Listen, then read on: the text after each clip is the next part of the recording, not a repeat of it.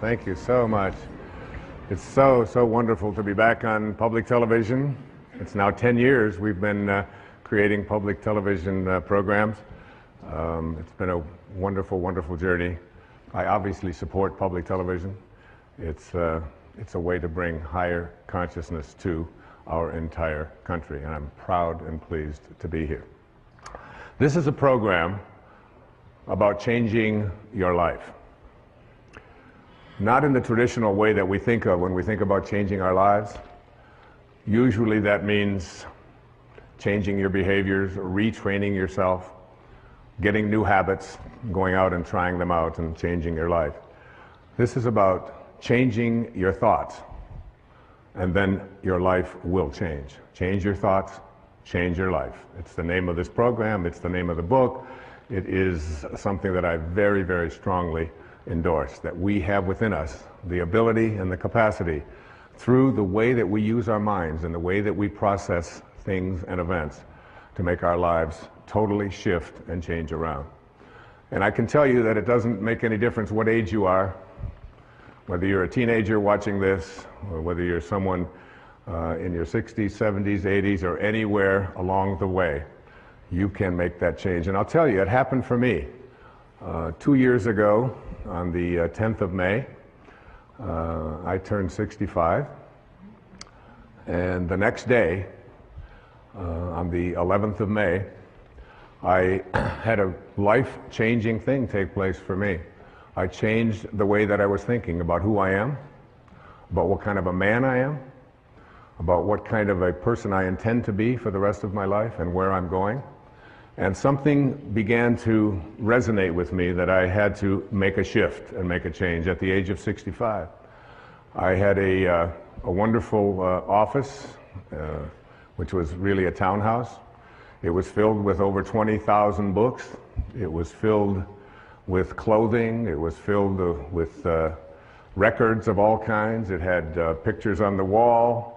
I had awards that I had received over the years, and everything that I had accumulated, literally, in this physical world, had accumulated in that office. I turned the key and handed it to my manager, Maya, who's been with me for almost 30 years, and I said, I would like you to sell everything, or distribute everything that's in there. Sell the townhouse, get rid of it. Take all the records, all the books. I got rid of my shoes. And I left it all behind and turned it over to her to get rid of everything. I detached myself from a lifetime of accumulations, and I moved full-time to a place over in the middle of the Pacific Ocean on one of our great islands called Maui. And in the next months, I began to get a lot of things coming to me about what my life was to unfold, things that I wasn't even expecting. And I think about this idea about what age you are, and whether or not changes and shifts can be made, and how difficult so many people attribute this to. They say, that's an impossibility. I couldn't possibly do that. I'm so attached to all of these things. Or I'm too old. I've been living in the same place too long, whatever it might be. Right here in this audience is one of the women that I revere, I think more than any other woman I can think of in the professional world. At the age of 60, she changed her thoughts, and her life changed dramatically. She started a publishing company called Hay House, which is one of the world's largest publishers of spiritual and higher consciousness materials. She wrote a book called You Can Heal Your Life. She's here today. Her name is Louise Hay. Louise, would you stand up and be acknowledged?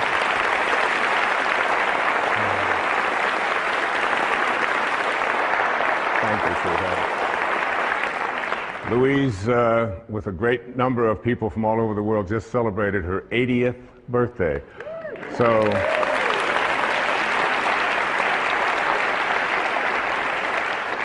I should look so good even at 60, all right? And I'm just so deeply honored that you're here, dear. Thank you. What happened for me in the next few months was absolutely life-changing. I had a friend tell me who was severely addicted to all kinds of drugs and alcohol, who was basically very close to death. He refused all kinds of treatment. He wouldn't go through the programs and so on. But he read a book, and the book was called The Tao Te Ching. The Tao Te Ching. T-A-O-T-E-C-H-I-N-G. Tao Te Ching. Tao in ancient Chinese means the way, the great way. Te is the term that means the application of or the virtue of. And Qing in ancient Chinese means book. So it's the book for applying the virtue of living the way. That's what this book means. And he told me that, and I thought, I've heard of the Tao Te Ching, I've heard of Taoism, I'm familiar with that. I had read about it when I was in college. I'd even lectured a little bit about it when I was teaching at a university in New York City, at St. John's University. It was something that I had sort of a cursory awareness of. But it wasn't something that I was really profoundly interested in. I was watching a TV show one night, and someone talked about the Tao on there. I walk into a bookstore, and there's a copy of the Tao. This is all happening in the 6 months or so that between when I had left and knowing that it was time for me to detach myself from all of the things that had been so much a part of my life and move on into a new area of my life. So I couldn't resist it any longer, and I said, I really want to read the Tao, and I'm going to take the next year, a full year, and in that year, what I would like to do is I would like to read each verse. There are 81 verses in the Tao Te Ching. You can read it in an afternoon, but you can study it for a lifetime. And in the studying of this, I said I would like to just take those 365 days for the next year, and in every 4 days, I'm going to read one verse. Some of them are only 4 lines long. Some of them are 12, 16 lines long. I'm going to create for myself a way of seeing if I can live this Tao. And what I did was I would read it, then I would meditate on it, I would walk on it, I would go swim on it. When I would do yoga, I would practice it, and then I would sit down after the 4th day, and I had a picture of the man who was considered to be the author of this, although there's no historical actual record of his name is Lao Tzu. This is the visage that I looked at. This is the image of an artist's drawing of Lao Tzu. In ancient Chinese means old man. Old man. He was the old man who was living in China in the time of the warring states, and he decided he didn't want any more to do with war and violence and hatred and killing and all of the things that were so much a part of his world. And he got on his oxen and he left, and before he left to go off and be by himself, he dictated some 5,000 Chinese characters, these 81 verses that became the Tao Te Ching. There are some people who call the Tao Te Ching the wisest book ever written. If you Google this thing called the Tao Te Ching, you'll come up with over 1,300,000 hits on the Tao Te Ching. Not only that, there are 14,000 translations of the Tao Te Ching that I have come across. So what I did is I took 10 of those translations, the ones that seem to be the most relevant, the ones that seem to have the most meaning to those people who lived in this part of the Western world, and I combined them into what I consider to be the most useful translation of the Tao Te Ching. And each morning I would get up and I would look at this picture and I would ask, what is it that you would say to the people who are living now at this time, given the conditions that we have in our life right here? What is it you would do? Many people call this a manual for achieving a way of life that literally guarantees integrity, joy, peace, and balance in our life. Now, there was a man who was a contemporary of Lao Tzu. His name was Confucius. He was many years younger than Lao Tzu, but he kept hearing about this old man who had all of this great wisdom. And one day, he decided that he was going to go, legend says, and visit Lao Tzu. And he spent a full day listening to this man, because Confucius was someone in China who was trying to lay down all the rules of etiquette and how to conduct yourself and trying to dictate to the people what they should be. Lao Tzu had nothing to do with any of that. And when he went to see Lao Tzu, he came back and he talked to all of his people. And this is what he said. He said, "Of birds, I know they have wings to fly with. Of fish, that they have fins to swim with. Of wild beasts, that they have feet to run with. For feet, there are traps. For fins, there are nets. For wings, arrows. But who knows how dragons surmount wind and cloud into heaven? This day I have seen Lao Tzu, and he is a dragon." And there he is, a dragon. And a dragon in ancient Chinese was a picture of someone or something that was so mysterious and so difficult to comprehend because it could always be something else. There was a great teacher who came many years after that. His name was Rumi, who was Jalaluddin Rumi, who was a great poet, a Persian poet in the 14th century. And he had a line. He said, "The day that you were born, a ladder was set up to help you to escape from this world." I believe that the Tao Te Ching and this thing that I have done, this Change Your Thoughts, Change Your Life effort that I spent 1 full year on every single day, doing exactly what I just said, is a ladder that will help you to return. In the Tao, there's a very famous line. The 40th verse of the Tao says, "Returning is the motion of the Tao." Returning is the motion of the Tao. So that all of us came from a divine spiritual essence, invisible. Everything in the world of form emanated from something that is formless. There was a split second when you went from non-being to being. And what Lao Tzu was trying to teach was to be able to return to that place from which you came and live your life from the spiritual perspective and become a God-realized being. Another great poet, T.S. Eliot, once said, "We shall not cease from exploration. And at the end of all of our exploring will be to arrive where we started and to know the place for the first time." For the first time. What I'm asking you to do, and what Lao Tzu seemed to be saying, was learn to die while you're alive, because you will ultimately return. All of us have a return trip, a round-trip ticket when we came in, didn't we? But if you could learn to die while you're alive, and there's a great story, I have to tell you this story. I want to read this story to you. It's a way to look at this idea of dying while you're alive. It goes like this. To die while we are alive gives us the only opportunity we will ever have to get outside of this package that houses us temporarily. There's an ancient parable that repeated generation after generation by the spiritual masters of India, which illustrates this point. Listen to this wonderful story. A traveler from India went to Africa to acquire some local products and animals, and while in the jungle, he saw thousands of beautiful, multicolored talking parrots. He decided to capture a talking parrot and take it back as his pet. At home, he kept his parrot in a cage, and he fed him, and he gave him wonderful seeds and honey, and played music for his pet, and generally, he treated him very well. When it was time for the man to return to Africa 2 years later, he asked his parrot if there was any message that he could deliver to the parrot's friends who were back in the jungle. Well, the parrot told his master to say that he was very happy in his cage and that he was enjoying each day and to convey his love.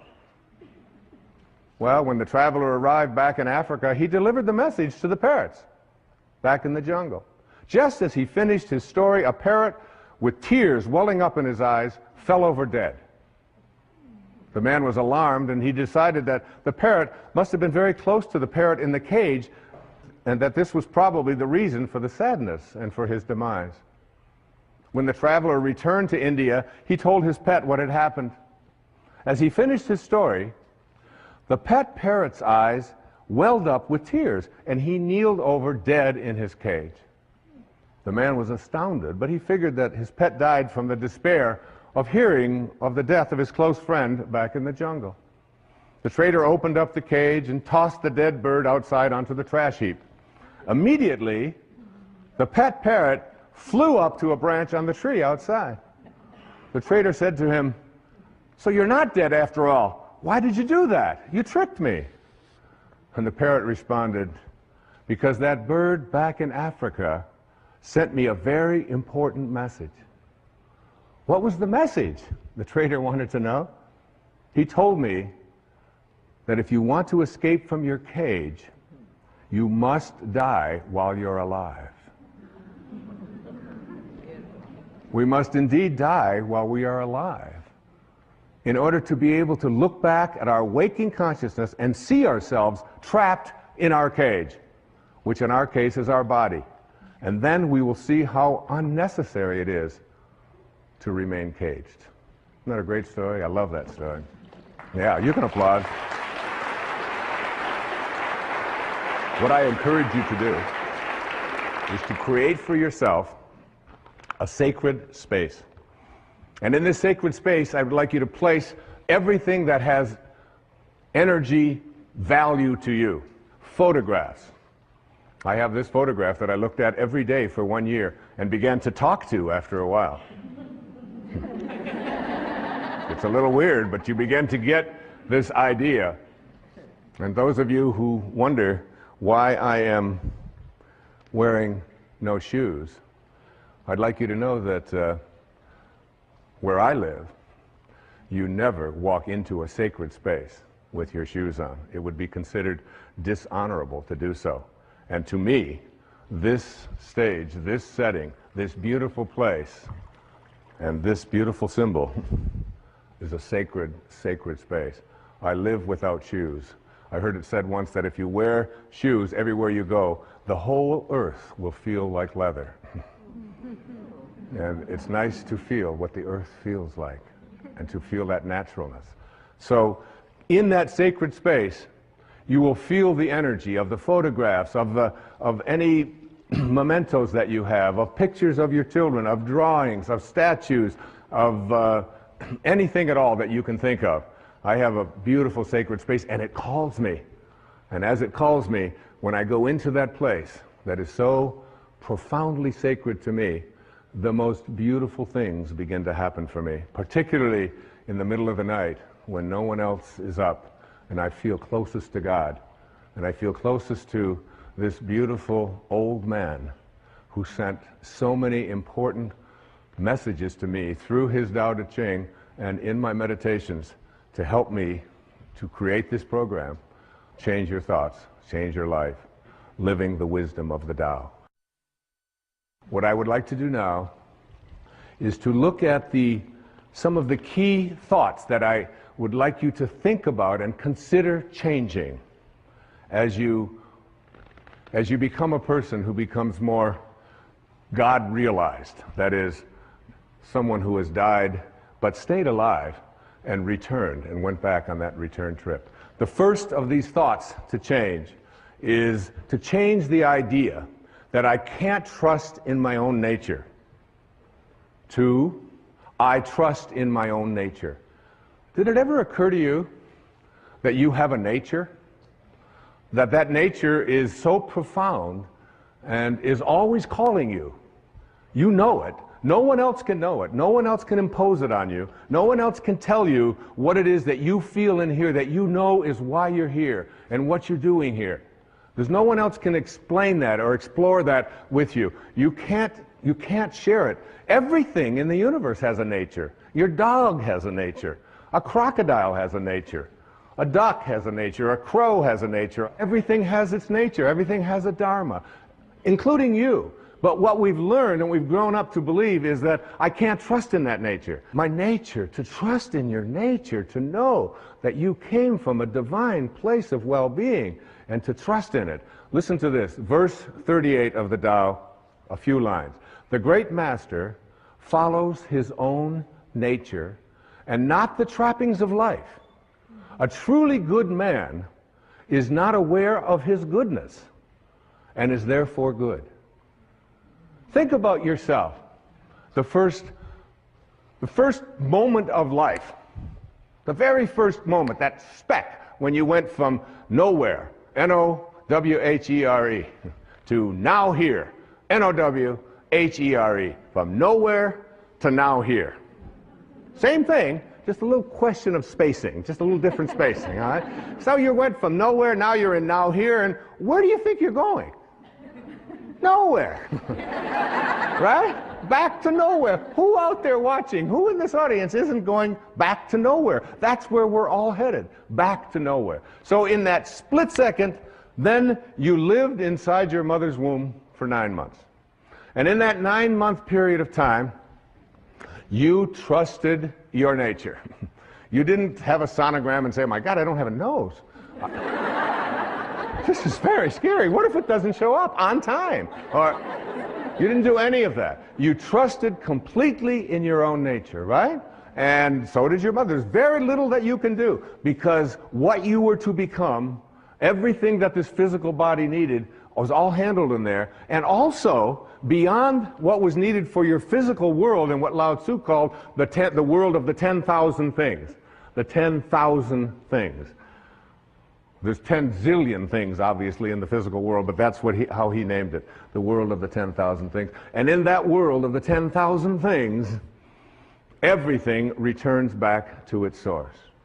But while you're in that place, and why wouldn't you believe, even maybe for a second, that not only was my physiology all handled for me, but everything else that I needed, if I could just stop interfering with it and stop other people from doing it, that everything I needed. And that's a big part of understanding change your thoughts, change your life. It's a big part of that. The idea that I have a nature that I can trust, not something that I have to be afraid of, and I can stop letting other people interfere with it as well. So what happens? We go through those 9 months, totally uninterrupted. We have no questions. Everything works out. And then what? We say the very first thing, we pop out after 9 months, we'll take over from here. That was good work. Nice work, God. Thank you very much. And so what we'll do is just sort of edge you out of here, you know. So we edge God out. We take on an ego, E-G-O. And we edge out and we say, we'll take over. And we have an ego, and this ego, what this ego does is it takes on a set of beliefs. And these beliefs are that I am what I have, that I am what I do, that I am what other people think of me. So we're raised to believe that the more stuff I accumulate, the more things that I get, this is who I am. The more that people like me, this is what I'll get, and on it goes. I want to tell you a story. It's a story of one of my children. Her name is Tracy. We lived in Detroit when she was born. She came in as a little rebellious. She came in the middle of the Detroit riots when they said nobody is allowed to go out. Anybody that goes out is going to be arrested. And she said, this would be a good time for me to show up. Which is exactly what she did. So when she showed up, after about the second or third year, Tracy went to preschool. And she came home from preschool. She was about 3. And in that time she came home and she said, she handed me a paper, and it had a gold star at the top of the paper. And I looked at it and I said, and she said, Daddy, I got a gold star, I got a gold star. I said, I'm not really interested in gold stars. I said, but what are you doing? What is this? What? She said, well, we did something in school called adding, and I got them all right, and I know how to. I said, adding? I can't believe, you're 3. You can't learn to add when you're 3. And I went through this whole long thing about adding and how terrific it was, and she kept saying, Daddy, the gold star, excuse me, but I was the only one in the class that got a gold star. I got them all right. I said, you know, Tracy, I said, honey, I said, some people just need to have gold stars, and teachers sort of like to give it out and make that the reason why you're doing something. I said, and set you apart from everybody else. I said, but your dad doesn't really care much about that and how you stack up with others, and they're going to be, I'm more interested in what you're learning. And she said, okay, she was used to that. She had a weird daddy, and she knew that. So about another month or so, she came home with a with a paper that had looked like it had had a gold star on it, but it had obviously been taken off. Her little thumbprints were all over, but it was a place that had been a gold star. It was taken off. And I said, "What's this?" Oh, she said, "We're now doing subtraction." And I said, "Subtraction? That's amazing." And I took over by her dresser. I said, "You know that money you've got in your piggy bank?" I put it in my pocket. I said, "That's called subtraction. Isn't that great?" And she said, "Give me that money back." And we talked about subtraction. Finally, I couldn't take it anymore. I said, "Honey, what happened? What was this? What was here at the paper?" And she said, "Oh," she said, "that." She said, "The teacher gave me one of those gold stars." I said, "Really?" I said, "Well, what happened to it?" "Oh," she said, "I took it off." I said, "Well, what'd you do with it?" She said, "I gave it back to her." I said, "Well, what did you tell her?" She said, "Oh, I told her to give it to someone who needs that sort of thing." True story. Yeah. And there she is. She's standing right here. She's going to be 40 this year, my daughter Tracy. So, what we have to do is learn how to take this ego of ours, this part of us that believes that who we are is what we have and what we do and what other people think of us. But remember, if you grow up believing that you are what you do, then when you don't, you aren't. And if you believe that you are what you have, when it's gone, you aren't. And if you believe that you are what other people think of you, your reputation, which we raise people to believe, I have to be concerned with what other people think of me. Take this ego and retrain it. And one of the ways that you do to retrain it is, first, you take this idea that the ego has of fear. What are you afraid of? Anybody out there, what are you afraid of? Shift from fear to curiosity. Become curious about what you're afraid of. That's what Lao Tzu taught me. Become curious about what you're afraid of. You're afraid of flying? Get curious about that. Get interested in that. You're afraid of snakes, you're afraid of disapproval, you're afraid. Just shift from fear and say, I'm going to become more curious about what I'm afraid of. And then take all of the things that you're attached to, like all of your photographs, like all of your furniture, like all of your clothing, like all of the stuff that you find so much attachment to, and start letting it go. Start letting it go. You know, the day that I turned that key on May the 11th in 2006, I didn't even know where I was going. I just knew there was a shift taking place. I felt freer than I'd ever felt, I think, in my life. In my mid-60s, out there on a whole new adventure. And here we are talking about it on national television, on PBS. Take that idea that you have to be attached to things and know that you came in with nothing, with no thing. And you're going to leave with nothing, with no thing. And understand that your life is a parenthesis in eternity. Live there without attachments.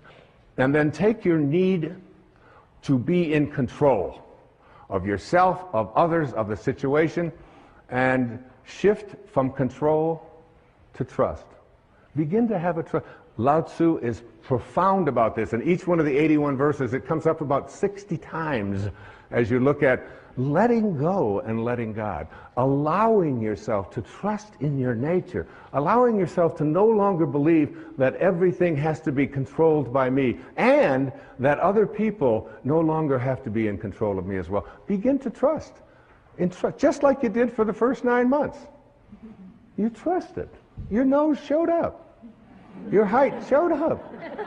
Your eyes showed up. Whatever. It all showed up. It's all perfect. It's all divine. So why not wander through your life and have this wonderful, peaceful knowing that it's all fine? And finally, shift from your sense of entitlement.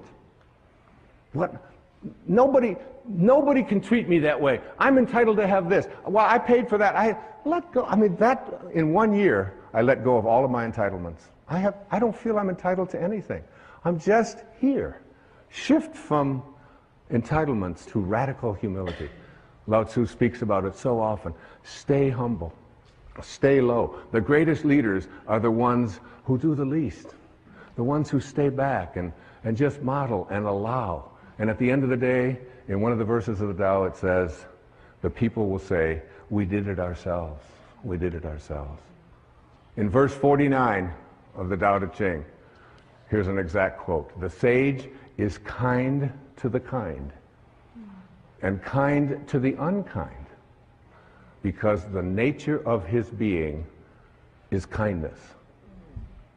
And also, be wise and help all beings impartially, abandoning none. You know what I do? Just before I did this program, I have to admit I was nervous. I was humbled by it. Like, who are you, Wayne Dyer? Who are you to read the Tao and believe that you can interpret it on television and interpret it in a book and spend a year and say, like, I got real humble with that. And you know what I say? Tao, which is just another word for God, or Source, or Krishna, or Allah, or whatever you want to call it, guide me. Guide me now. I have that awareness before I come out. If you knew, it says in the Course in Miracles, if you knew who walked beside you at all times on this path that you have chosen, you could never experience fear or doubt again.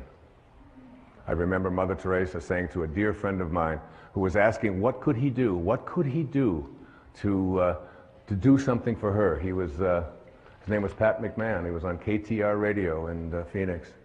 And finally Mother Teresa said to him, you can do something for me. She said, tomorrow morning, get up at 4 a.m. and go out onto the streets of Phoenix and find someone who's living there who believes that he's alone, and convince him that he's not. That's what you can do. That's how saints talk. That's how Lao Tzu spoke. Okay, let's go on to the next thought. To change. So you're changing from not trusting in your nature to trusting in your nature. You change your thought from I need more to what I call living contentment. What is this thing about more? It's the mantra of the ego, isn't it? I have to have more. I have to collect more stuff. I have to have more friends. I have to have more money. It's more, more, more, more, more. When where you came from nowhere. You don't need anything. It's a continuous bombardment that we are all exposed to in this whole world of believing that we have to have more. It's one of the reasons why I love public television so much. You don't see ads on PBS. You don't have to be constantly exposed to the idea that you have to have more and you have to get more, and if you don't have this, then you're not complete, and so on. So we get bombarded with this idea of attracting more. And Lao Tzu says, live contentment. Live in a state of being contented. Here's verse 81, the last verse of the Tao Te Ching. My favorite translation of it, and I put it right into the book. Sages do not accumulate anything, but give everything to others. Having more, the more they give. It's a great lesson. My son Sands, who's, we're very, very close. We just spent a couple of months together over in Maui, just being together, just being. It was a divine time. And he came home with, it was last summer, he came home with 4 t-shirts that he loved. And I said, well, honey, which one do you like the best? He said, well, that one over there, that blue one, it's got the writing, and it's got the drawing, and it's got a surfer, and it's got, I said, that's great. I said, I'd like to have that one. He said, no, Dad, that's my favorite. That's the one I like the best. I said, I know. I said, that's the one. Would you mind if I had that one? He said, I would mind a lot if you had that one. He said, maybe you can have one. I'm not so crazy about this one over here. I said, so you're going to give me something you don't like? I said, that's the one. I love that because we have the same taste. Could I have that one? He said, Dad, you're crazy. He said, you can't have my favorite t-shirt. I said, well, I want you to think about that. I want you to think about detaching and letting go and not needing to have more. And he's heard me talk about this stuff his entire life. So finally, he just, I went in and I tried it on and I said, this thing looks so great. Looking in the mirror, he said, Dad, that really is mine. I said, yeah. I said, but you're going to give it to me. He said, no. I said, yeah, well, just think about it, because I'm your dad, and I'd really like to have this. And so he reluctantly parted with it. And so that evening, I was still wearing the shirt, and he looked at me and he said, oh, that's my shirt. I said, Sands, I said, you gave me the shirt. I said, I'm going to wear this shirt until you are happy that I have your favorite shirt. I'm never going to take it off until you are happy. He said, well, you'll be wearing that shirt a long time. I said, well, that's okay. So I wore it the next day. I got up. I slept in it that night. I got up I did. I got up the next morning. I put it on, and that Sands would come in, and he'd look at me. I said, oh, you're still not happy that you gave me something that you really love, because this is what it really means to be a sage. This is what it means to be a divine being, to be someone who's willing to depart with not the things they don't like, but what they do like. I wore it the next day. I wore it the next day. I wore it for 2 weeks. Take it off only to wash it, put it right back on. 2 solid weeks. Each one of my children will tell you. Finally, one day he said, Dad, I'm so happy. I am so thrilled that you have that T-shirt. I said, oh, that's great. I can finally take this thing off. I'm going to just give it away. But it's like, what a great lesson in that. The idea that you take, there's a rule. It's called the 80-20 rule. And in the 80-20 rule, it says, everything that you have, all of your stuff, 20% of it is what you use. All of your clothes in your closet, 20%. You just keep using the same 20% over and over. 80% of the clothing that you have in your closet, for so many people, is something that you never use. You don't wear. You look at it, you store it, you think, well, there might come a day, oh, I can't part with that, even though you've been carting it around. Every time you move it and you put it. Take the 80% that you don't use, says Lao Tzu, and give it away. Give it away. Lao Tzu said that when your cup is full, stop pouring. When your cup is full, stop pouring. We have an obesity crisis in the United States, in the Western world. The obesity crisis can be handled if you just read the Tao. If you realize, in verse 33, it says, if you realize you have enough, you are truly rich. If you could just learn something called portion control, where you just take a bite and you say, is my cup full? Stop pouring. Stop pouring. In other words, instead of filling yourself with that which is already a surplus, in the Tao it teaches us to take surpluses and to reduce them, and to take deficiencies and increase them, so that we create balance in our lives, to be in balance.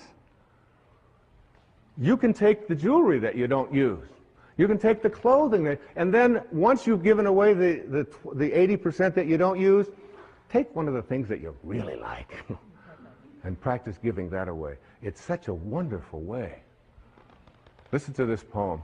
It was written by a great Persian poet named Hafiz. It says, even after all this time, the sun never says to the earth, you owe me. Just look what happens with a love like that. It lights up the whole sky. It lights up the whole sky. There's no owing. There's no owing. You don't have to be, you can practice living a state of contentment. This was so powerful for me. You just can't imagine how good it felt for one entire year to walk through every day and say, I'm content. I'm content. I start out every morning of my life. The first words, Hafiz says, if there's only one prayer that you say every day, make it thank you. Just say thank you. That's how I start. Wake up. Thank you, God. Thank you. Thank you, Source. Thank you, Tao. Whatever you want to call. The opening line of the Tao says, the Tao that can be named is not the Tao. As soon as you put a name on it, it dissolves. There's no name for it. It's just endlessly, invisibly, constantly in a state of creating out of a state of love. The next thought that the Tao teaches us to change. Change your thoughts. Change your life. You really do. See, so much of the previous PBS specials that I've done on inspiration and intention, these were teaching people generically how to think differently. What Lao Tzu taught me was what to specifically think in place of thinking that. Instead of thinking that I don't trust my nature, he said, trust your nature. Instead of saying, I need more, he said, you need less. More is less. That comes right out of the Tao. Next thought. Move from thinking in a rigid way to thinking and being flexible, soft, and allowing. From rigidity to softness. What a wonderful transformation that is.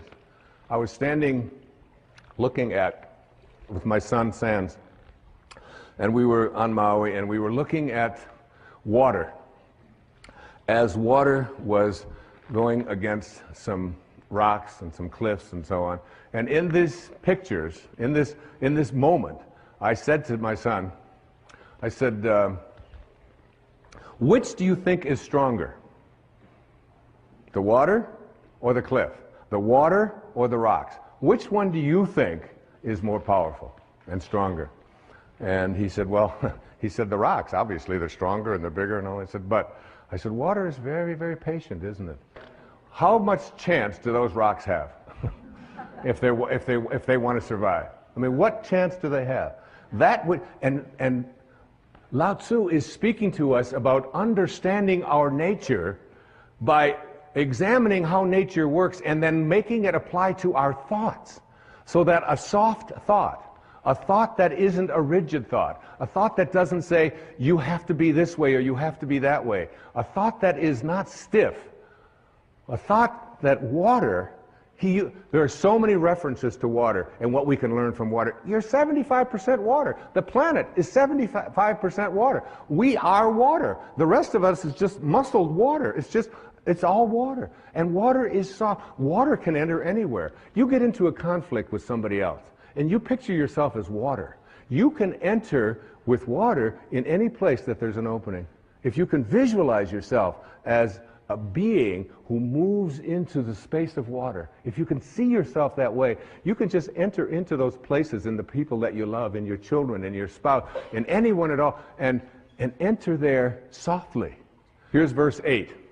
The supreme good is water, which nourishes all things without trying to.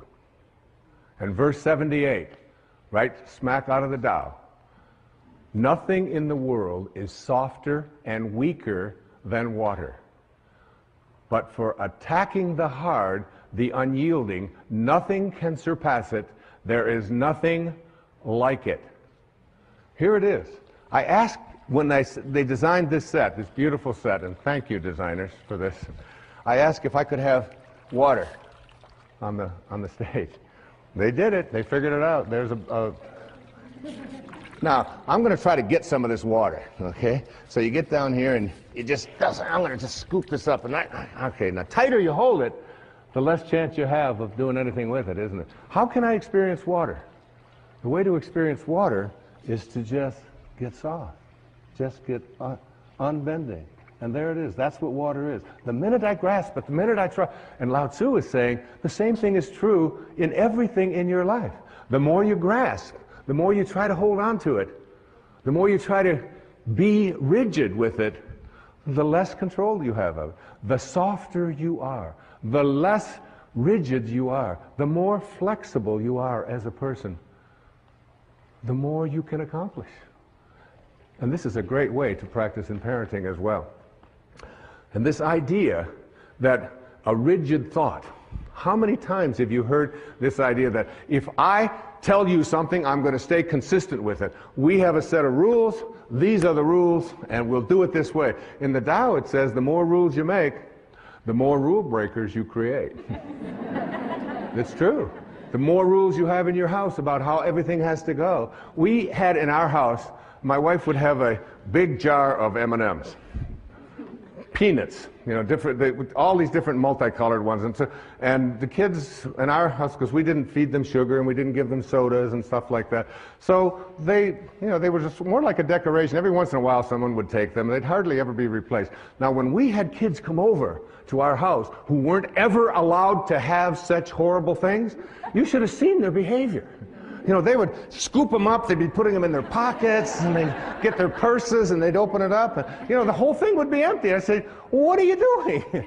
He said, well, you mean you could just have these whenever you want them? I said, well, we don't really have any rules about that. It's just, it's not something that we encourage or discourage. It's just there. It's like Emerson had a wonderful line. He said, A foolish consistency is the hobgoblin of little minds. A foolish consistency, a rigid consistency. So that there are many people who will say, if I say it on Monday, you can be absolutely certain that on Wednesday I'm going to believe the same thing, regardless of what might happen on Tuesday. Now, Tuesday might have something real that you might want to be changing your mind. You might want to say, you know, I thought that this time, but now I've seen this, and now we can shift. And you can see how this can become and so much about the Tao is on leadership. Leadership in the family, leadership in the community, leadership geopolitically.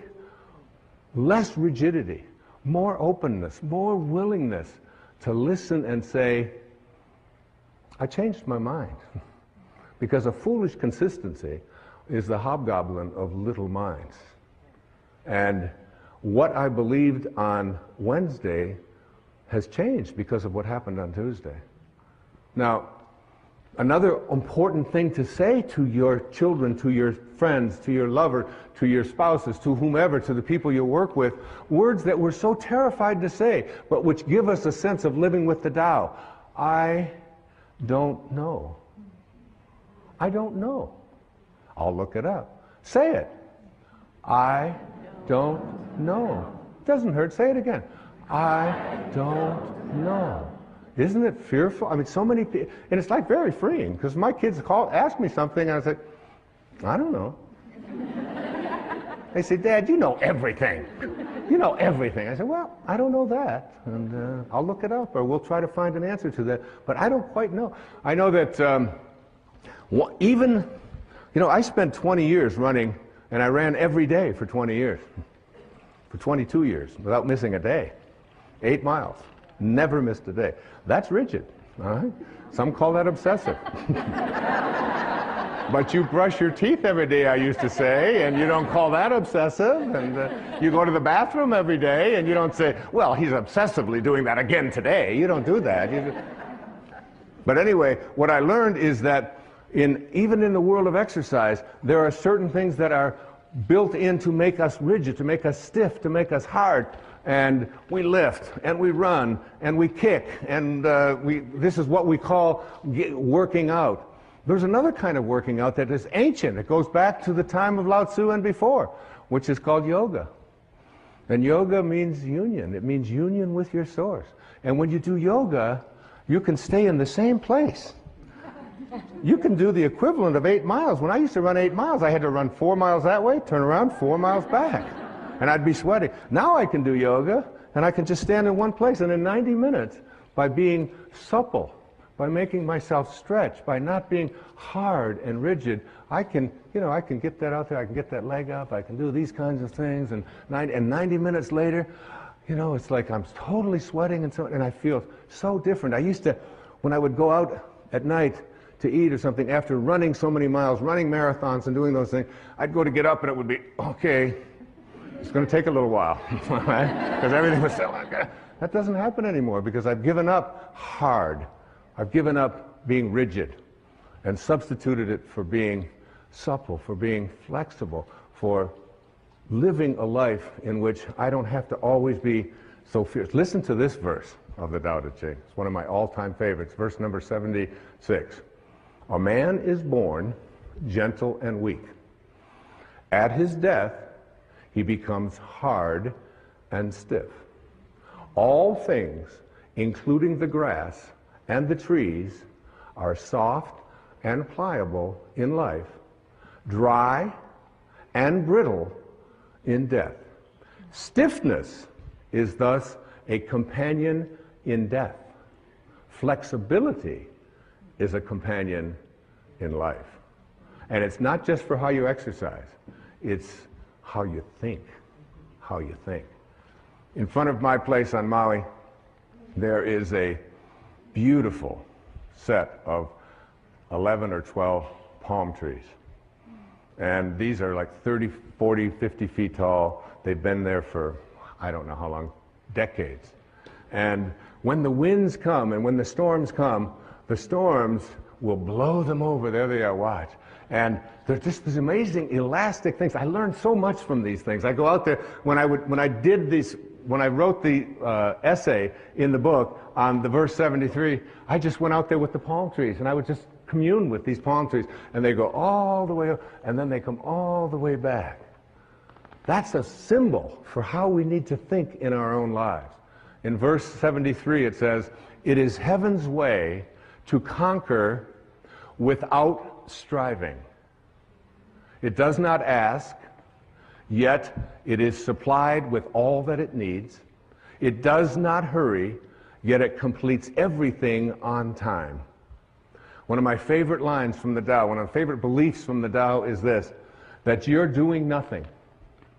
All of you, you're doing nothing. You're just being done. Just like you were the first 9 months of your life. You think you're out there and you're making this happen and you're making that happen and you've got all these rigid things and you have to apply your life this way. You're not doing anything. Any more than you were having your fingernails show up when they were supposed to. And look at you. Look at all of you. Look around. You know, it's like, you know, what held it in yesterday? You know, I don't know. I'm not doing anything. They fall out and they don't fall out no matter how hard I try to keep them in there. Finally, my kid said, "Give it up. Give it up." So I was over in England, and they told me that I couldn't take my shampoo bottles on the plane. And there's nothing you can do about it. I said, "Yes, there is. I'll just shave my head. I no longer need shampoo." Okay, so we want to move from stiffness to flexibility. The next thought that I'd like to see us change, that the Tao taught me so much, was living by interfering, to shift that to living by not interfering. Do you know that every one of your children have the anchor of the universe located within them? And that Khalil Gibran, this is a paraphrase, he said, "Your children are not your children. They are the products of life's longing for itself. They come through you, but not for you. They're not there for you. So what are you doing interfering in their lives?" Now, I'm not talking about letting them play out in the traffic or play at the edge of a swimming pool if they don't know how to swim. I'm not talking about that. I'm talking about, I called this when I was working on this and living this and practicing this for that full year of 2006, the bite your tongue, zip your lip verses of the Tao. Verse 29 of the Tao. Do you think you can take over the universe and improve it? I do not believe it can be done. Everything under heaven is a sacred vessel and cannot be controlled. Trying to control leads to ruin. Trying to grasp, we lose. Allow your life to unfold naturally. Allow other people's lives to unfold naturally as well. We have parents, I see them a lot. They're called helicopter parents. Because they're always hovering. They're hovering over their kids and they're telling them what to do and what not to do. And my son came over from England, my son Shane, and he was going to get ready to go to college, in America. And my wife said to me, "So you're going to take him and show him about registration, right?" I said, "Oh yeah, I'll be doing that." She said, "Well, make sure that you help him because he doesn't have any idea how to register at the school, this great big school with thousands of people." I said, "Yeah, and I do, right? I would know how to register kids at school, you know." And so Shane got in the car, and I said, "It's all going to be fine. You'll all be fine." And we drive over to the campus, and I drop him off, and I have my tennis racket in the back. And he said, "Where are you going?" I said, "Well, I'm a prophet." I said, "I get paid by the thought. And I have a tennis match, and then I have to walk on the beach so that I get paid by the thought." He said, "But what about the registration?" I said, "Well, the registration," I said, "you'll do a lot like I did when I learned to register." He said, "Well, what do you mean?" I said, "You'll just go up to the people and say, 'Where is registration?'" And they'll say, it's over there where all of those people are all lined up. Because I remember those days in a college of 40,000 students or so, finding out how to register. Tracy, did I take you to register, honey? No. So he said, you mean you're just going? I said, yeah, you just go with it. I said, you want Daddy to walk with you over and take you through graduate? You're 18 years old and you want Daddy to register you? He said, oh, no, I wouldn't want that. So we got home at the end of the evening, when I got back home, and my wife had said to me, she said, did you help Shane at registration? Oh, I said, I gave him so much help. Probably the most help he ever had in his life. I taught him how to do things for himself. And so that I wouldn't have to be interfering and hovering over and figuring it all out for them. My children know that when their science project comes up, that I'm there for consultation, but I passed science. I got through that myself. And you'll be doing your own science project. If I can help you, I'll be happy to help you, but I'm not going to be getting the glue and figuring out how to make a time clock and all of that. I said, you know, just look at a clock. That's how you tell time for me, whatever it might be. And it's not an uncaring, and it's not a callous attitude at all. It's an awareness that your children have the anchor of the universe located within them. That's what Lao Tzu said. Now, my dear friend, who I love so much, she's right here in the audience, Carrie, right there, Carrie Evans from Maui.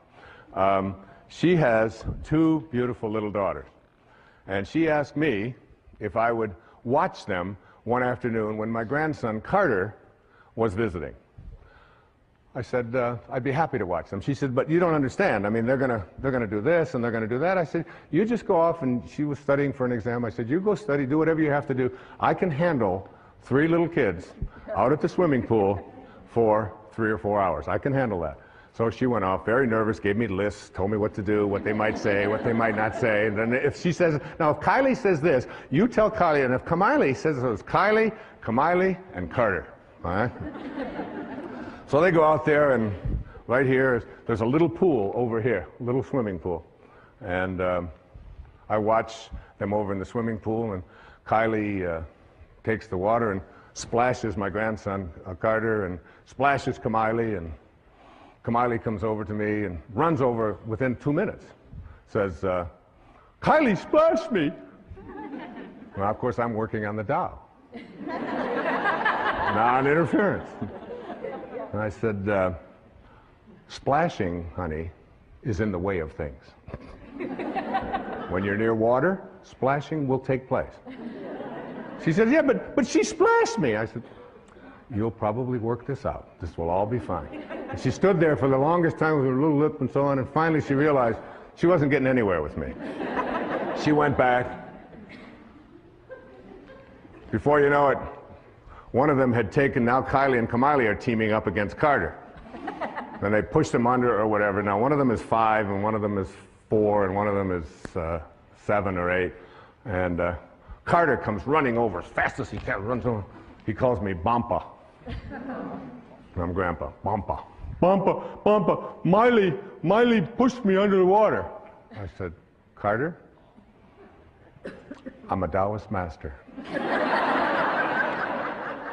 But Bampa, she pushed me. She put me under the water. I said, you'll just have to work this one out, Carter. I'm a Taoist master. This went on all for the first hour or so. But I noticed as I was less interfering and less interfering that they were working it out. They tried again after a few times. They'd come over and they wanted this and they wanted them pushed and wanted that. But each time when I let them know that I was watching and making sure they were safe, but I wasn't going to interfere. I wasn't going to resolve it. I wasn't going to settle their disputes for them. I wasn't going to be a helicopter parent, even for an afternoon. And the way that it resolved itself was they had the anchor of the universe within them. They have a nature. They know what to do. One of my favorite things always to say to my children when there's a conflict is, you know what the right thing to do is. What do you think? You know. You have it in your heart. You are a divine being. They all know that. I've said those words to them over and over again. You'll figure it out. You'll work it out. Not I'm going to interfere. I'm going to tell them what to do. You can practice this so many places, so many ways in your life, particularly as parents, even in business. It's very important in businesses to allow the people to say at the end of the day, right out of the Tao, oh, we did that ourselves. we did it ourselves. In the Tao it says, there's a time for everything, and everything in its time. There's a time for everything. Listen to this. There's a time for being ahead, and a time for being at peace. There's a time for being in motion, and a time for being at rest. There's a time for being vigorous, and a time for being exhausted. And in the Bible, to everything there is a season, a time for every purpose under the sun. I practice, this was so helpful to me, particularly as I do my yoga practice. In my yoga practice, it's, there are some very exhausting postures. I do this Bikram hot yoga, all right, so it's 105 or between 105 and 110 for 90 minutes. And there's one that I used to hate. It's called triangle, you know. And so you put your foot out here, and then you do this, and then you get yourself up, and you go all the way down, and you get yourself in balance like this. So you balance, and you take your arms out here, and then you take these like this, and it's 105 degrees, and then you take one, and you're looking up here at your arm, and you look, and you look, and you look, and then you bring it back, and it lasts a full minute.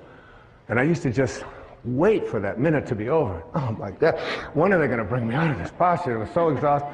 I started practicing what the Tao teaches, and I remembered there's a time for being exhausted. There's a time for that. And as I practiced that, I said, and there's a time for being at rest. And it's coming. Hopefully soon. But in your life, there's an awareness that there is a time for all the things that go on that you think shouldn't be happening. In the Tao it says that hidden in all misfortune is good fortune. Hidden in the misfortune that you have is good fortune, because no storm can last forever. Even nature cannot create a storm that lasts forever. Ultimately, hidden within every storm is calmness. Hidden within every flood is drought and dryness. Hidden within all of the storms of your life is the peace that you desire. And it leans on you if you stop telling yourself and just let yourself go with it, to be at harmony with it, rather than trying. You can see why this is called the wisest book ever written, and we're just touching on it here, just touching on this. Lao Tzu was green before Al Gore. He was. This is verse 39 of the Tao Te Ching. When man interferes with the Tao, the sky becomes filthy, the earth becomes depleted, the equilibrium crumbles, creatures become extinct, therefore nobility is rooted in humility. Finally, I'd like to say to you, in understanding this idea of the Tao, is to take time yourself for being in nature. Take an hour a day. Every day of your life, take an hour a day, no matter how busy you are, no matter what scheduling that you have, to get out in nature. Walk barefoot on the grass. Walk barefoot. It's one of the great ways to overcome an inability to sleep at night. Just go out when you can't sleep and just walk on the grass, walk on the earth, and reconnect yourself down. Go out and be with the tree and look at what you can learn from nature. Look at these trees. Look at these animals. You can study. Look at that. You can study a flower like that is so magnificent as it's unfolding. That's an actual photograph of this thing growing and unfolding there. You know, be with that. You have much to learn from nature, from water, from the sky, from the winds, from the trees, from the birds. The more you do it, the more you see yourself in all of them, the more you'll feel yourself as a connected being, living the Tao. Another thought to change. To change from thinking big to thinking small. It's so much of the Tao has in it statements that seem so paradoxical and so confusing to us. More is less. Less is more. Think small and get great things done, accomplish great things. Listen to verse 64 of the Tao Te Ching. A tree that fills a man's embrace grows from a seedling. A tower 9 stories high starts with 1 brick. And here's the most famous line out of the Tao. A journey of 1,000 miles begins with what? The first step. 1 first step. Okay? So today I can stand up here on this stage in this beautiful sacred place, in this beautiful yin-yang symbol, on this incredibly beautiful set that feels so much like nature. And I can say to you that in a very short time, this year, I will have completed 20 years without taking a drink of alcohol. 20 years, okay? Thank you. Now that's big. That's big. Because I drank every day. Not to get drunk, but I drank every day. 2 or 3 beers every evening after running, and it was like, and I couldn't remember a day when I hadn't had, I thought back 10 years, 12, I couldn't think of a day, not one day in the previous decade or two that I had not had a beer, or several beers. So that's big. And if I would have tried, if I'd have said to myself 20 years ago, Wayne, you're going to quit drinking for the next 20 years, I would have gone immediately and had a drink. Because it's just too big, isn't it? It's just too big. You don't do big things. You do small things and thus accomplish great things. It's a very important distinction to make. Whatever it is that you would like to create or contribute or become in your life, take 1 step. How did I let drinking go for 20 years? And I don't even know about tomorrow. I never think about tomorrow and whether I'm going to have a drink. All I know for sure is that this won't be the day. I do it 1 day at a time. That's how you overcome anything called an addiction in your life. You take it, you reconnect yourself to the source from which you came, which is a source of what? Well-being, isn't it? And you get back and return, get on the return trip and saying, I am connected to well-being. And I'll do this 1 day, 1 hour, 1 minute, 1 second, if I have to, at a time. And when you do it, I mean, it's behind in all of the programs for overcoming addictions, and all of the work of Bill W., all of the work of Alcoholics Anonymous, all of the work of any kind of addictions. It isn't just alcohol. It can be food. It can be addiction to your emails. It can be addiction to work. It can be addiction to so many things that so many people find that they can't get past. And to move themselves into a place where I think small. I ran 7 marathons in my running years. And about the 22nd or 23rd mile, you begin to ask yourself about your sanity. And what am I doing here? And my body is breaking down. But the way that you finish the marathon is not by saying, I'm going to run 26 miles. You don't do that, especially when you've still got 5 or 6 to go. You just say to yourself, can I put my foot in front of the next one? Can I take 1 step at a time? Can I do it 1 step at a time? And before you know it, you've accomplished great things. I watched my wife give birth to 4 children, right there in her, in the delivery room with her. And she does not, you know, when you have a baby, it takes 9 months, doesn't it? You don't say to yourself, oh my God, I gotta have a baby, I gotta get pregnant, I gotta deliver it, I gotta go through labor, because that'll just drive you. And there are people who do that. And it's a torture for them. But I watched her do it 1 moment at a time in labor. Not what's going to happen an hour from now, what's going to happen this afternoon, am I going to have the... none of that. And she did it all naturally because it was all... And her mind was so strong as she was doing it that I couldn't even penetrate. I couldn't even communicate with her. She was so focused on just being here. She would say, these are not labor pains. These are just signals. Just signal. And I can take this signal. I can do this for 1 minute. I can do this. It's the way everything gets done. I watch the great tennis players on the planet. Roger Federer, Pete Sampras, these people that are really masters at this game that I played for so many years, not even close to those kinds of levels. And they'll be in a tournament, they'll have a seeding, and they'll say, here's the first round, here's the second round, here's the third round. There's no such thing as playing the fourth round before you've played the first round. And then when you get to the first round, you don't go out there and say, well, I've got to beat this person in 3 sets. You say, I'm going to think one serve at a time.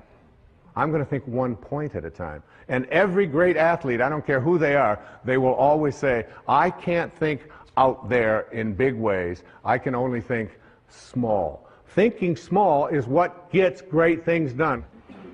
Verse 63, achieve greatness in little things. Take on difficulties while they are still easy. Do great things while they are still small. The sage, one of my daughter's names, the sage, does not attempt anything very big and thus achieves greatness. Greatness comes from being in the moment, here, present, in the now.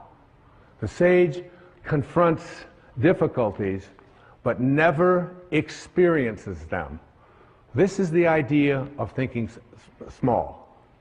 And finally, I'd like to see you change from this thought. Change from seeing yourself as separate to seeing yourself as connected to everyone and everything in the universe. Our ego tells us that we are separate, that who we are is this body that we have, and everybody out there is separate from me. Nothing has been more profound and more powerful and important for me than this verse of the Tao Te Ching. This idea that we are all one. That all of us emanated from the same source. And by doing so, by emanating from the same source, we need to see ourselves as connected to every single being, every single person, every single flower, every single tree, every single animal. If you can see yourself in everyone, we're all connected. It makes about as much sense to me to have a smoking section in a restaurant as it does to have a peeing section in a swimming pool, right?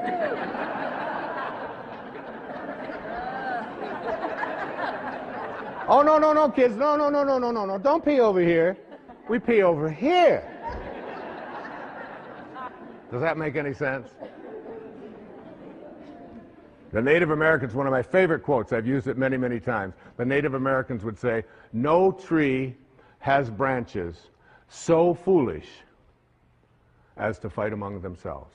No tree has branches so foolish as to fight among themselves. We are all branches on a tree called humanity. When you read the Tao, when you read this idea about changing these thoughts and changing your life, you're going to see endless verses that speak to the absurdity of the idea of you having an enemy. The idea that you and anyone else on this planet is an enemy. In the Tao it says, I and enemy cannot exist in the same sentence. And he said, even those who go to war, the ones who will triumph in war are those who go to war without an enemy. And they will treat every victory in war not as something to celebrate, but as a funeral, as an indication that we haven't reached the highest place within ourselves to see that even those people that we judge to be our enemy are really connected to us. And it says in the Tao that a bad man is a good man's job. And a good man is a bad man's teacher. A good man is a bad man's teacher. So finding that and seeing that, listen to verse 10. Carrying body and soul and embracing the one, can you avoid separation? One who heeds this power brings the Tao to this very earth. This is the primal virtue. This was so helpful to me as I thought about it. Remember, I spent 4.5 days on each one of these verses. And in each one of those 4.5 days, I wasn't writing. I wrote the last 4 or 5 hours of those 4.5 days. For 4.5 days, I took that verse and I went out into the world and I looked at everyone that I encountered, everyone that I saw, and I tried to see myself in them. The person that was, dressed differently than I would dress, the person who was not as attractive, the person who was very old, the person who was very young, the person who used language particularly that was possibly offensive. When I would look out there and I would practice not judging, because the only difference between a flower and a weed is a judgment, isn't it? It's just a judgment. It's just a judgment. And if we want to end violence in our lives and in our society, we have to learn to change our thoughts. Remember the dandelions? When I was growing up out in Michigan, we had these dandelions. The dandelions would have, at a certain time of the year, they would get all these little fuzz balls at the top of them. The yellow little flower part. I always liked the dandelions. I thought they were really beautiful. And then they have these little fuzz balls. Now imagine if you want to end the problem of dandelions on your lawn, and you see them all out there with all their little fuzz balls. So you go out there and you take a shovel and you turn it upside down and you start smacking all of the dandelions like this. And what do you do when you use violence to attempt to end the presence of these dandelions, which are problem for you on your lawn? Is they all scatter. And then in the spring, guess what you got? You got more. You got new generations of dandelions. There's such a lesson in that, isn't there? There's a great lesson that when we use violence as a means to resolve our disputes, whether it's individually with each other, or whether it's in countries, or whether it's in communities, whenever it is that we resort to that kind of not seeing myself in others, and out of this kind of a consciousness will emerge those people who will ultimately begin to get this. Because if we don't get it, like if we don't really get it, civilization as we know it will not survive. It will not survive. We have to learn that the people that we call enemies, no matter how horrendous they may behave toward us, there is still something of us in all of them. And we can figure out a way. Yes, we of course have to defend ourselves, and yes, we don't allow people to push us, or all of those kinds of things, but at a deeper and a higher level, Lao Tzu was asking us to go within and find that place of peace, and try to reach out to that and help someone to make a U-turn. Those people can be reached because they have the anchor of the universe located within them. In verse 25 of the Tao it says, "Thus to know humanity, understand earth. To know earth, understand heaven," which is where earth came from. To know the way, understand the great within yourself.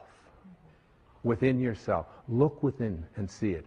Now, every single person watching this program will have conflicts with somebody in their life on a fairly regular basis, especially if you're in a marriage or in a partnership of some kind. Certainly if you have children, you're going to have conflicts. Now think about what you do when you have a conflict and that conflict comes to an end. The conflict is over. You've expressed your opinion. You may have yelled at each other. You may have screamed at each other. You may not have understood each other. But it's over now. How do you end the conflict? Lao Tzu says, the person of Tao will eliminate all of the pain, all of the stress, all of the anger, all of the hatred, if they decide to end the conflict with love. Just be the one who ends the silence by saying, "We don't agree, but I love you." and it's all over.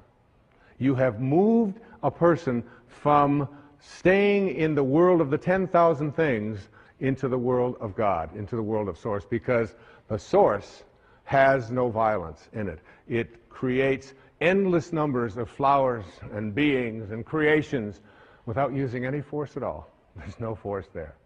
Here's one of my teachers who lived in Bombay, which is now Mumbai in India. His name was Nisargadatta Maharaj. He said, "Wisdom is knowing I am nothing. Love is knowing I am everything. And in between the two, my life moves."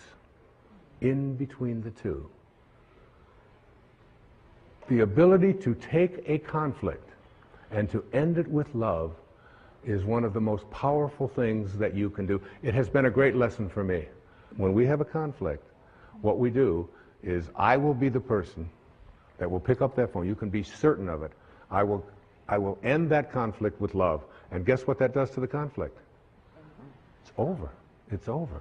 You can't pick a fight with someone who just doesn't want to fight anymore, who just sends you love. So I want to summarize some of these thoughts, and there are so many. Change your thoughts based upon the wisdom of the Tao, and your life will change. There's many principles to live by in the Tao. First, remind yourself that there is no way to happiness. Happiness is the way. Bring happiness to all that you do. You accomplish much by trying less. It's so inconsistent, isn't it, with what we lived in the Western world. But the less you try, when I go out and swim in the ocean, and I do it almost every day, I try to do between 30 minutes and an hour every day, being out there in that ocean. And I just get out there, and if I try less, my arms just seem to know what to do, and the breathing just all works, and and I can swim all day. As soon as I try, as soon as I struggle, as soon as I try, the minute that I move myself into trying, it's like if I were to take this little cap here and drop it right there and say, I'm going to try to pick this up. I'm going to try to pick this up. This is what Lao Tzu was speaking about. So all of this, I'm trying, I'm really trying. All of this is called, in reality, not picking it up. That's what that's called, not picking it up. But when I just get easy and do less. See yourself, the Tao says, in everyone you encounter. A great lesson. Every single being, especially the ones that we read about who we're told are our enemies. See yourself in them. Know that whoever they are, wherever they live, they want what we want. They want what I want. They want to be at peace. They don't want to be always struggling. They don't want to be sick. They just want to be loved, whoever they are. I know the skepticism of that. It's like, yes, but, all of the yes, buts. But if they got it too, see, Lao Tzu wasn't speaking to, well, some are going to get this and some probably won't. He was speaking to all of us. Trust in others, the Tao says, to know what's best for themselves. Trust in that. Trust in the pliability, the flexibility of your babies. God, those little babies, they're so great when they're like, 2 weeks old. You can take their foot, put it behind their neck, stick it around here like this, put it in their mouth. They're so flexible. I mean, you can do anything. You pick them up, you turn them upside down. You watch them when they're starting to learn to walk. And they run, crash, they go down into the walls and all of this. And you think, oh my God, this kid will never walk again. Up they go, and they don't. Trust in their flexibility. Live without attachment and be generous. Be strong by bending. By bending. We need to learn this in our lives. We need to learn this in the world. It's not so important to be right. It's so much more important when you have a choice to be right or to be kind. Always pick kind. Always pick kind. Practice radical humility. Live low. Live low like the ocean. Stay low. And all the streams will come to it. That's why it's so powerful, because it doesn't lord anything over anyone. And rather than looking for miracles, see everything as miraculous. Everything in your life. There was a man who had a Tao experience, what I call a quantum moment. His name was John Newton. He lived back in the beginning of the 18th century, and he was crossing the ocean. He was a slave trader. He had a ship full of human cargo that he was going to trade into slavery in the most hideous practice that was so common at that time in our history. And in the middle of a storm, on his way over there with all of these people, he was 22 years old or 23 years old. And he thought he was going to die, and he thought it was like he must have hit a hurricane or something out there that was before satellites could warn people. And while he thought he was in that state of dying, he took out a pencil and a paper, and he wrote on the back of an envelope, he wrote, "I once was lost, and now I'm found."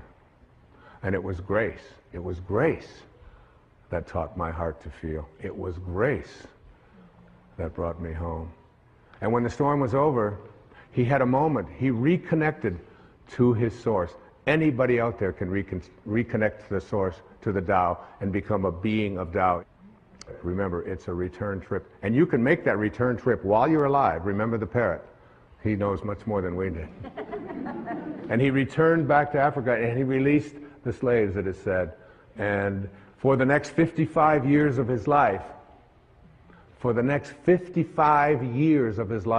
he shifted and became the most ardent spokesman as an abolitionist to abolish that hideous practice of slavery. That's what he devoted his life to it.